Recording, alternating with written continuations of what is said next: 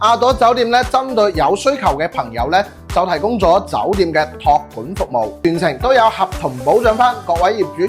我哋而家睇下詳細嘅租金分成方案，由大家最關心嘅分紅保底講起。咁保底部分咧，按照46到53蚊一平方嚟計算啦。咁每3年遞增 5%。假設 A 先生所購買嘅單位為43平方，咁前3年嘅保底租金就係71,208蚊嘅。咁第二個3年就開始遞增 5% 啦，為到係74,768蚊嘅。咁第3個3年同樣係遞增 5%，就為到係78,506蚊。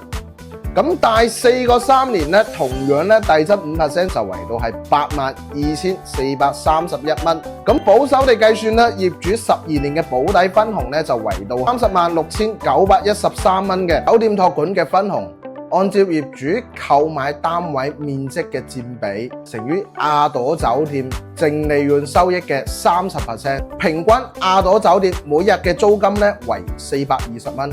減去運營成本226蚊，就係每間酒店嘅淨利潤收益，為到係194蚊每一日嘅。咁120套單位咧，每個月嘅淨利潤咧，為到係698400蚊嘅 30%。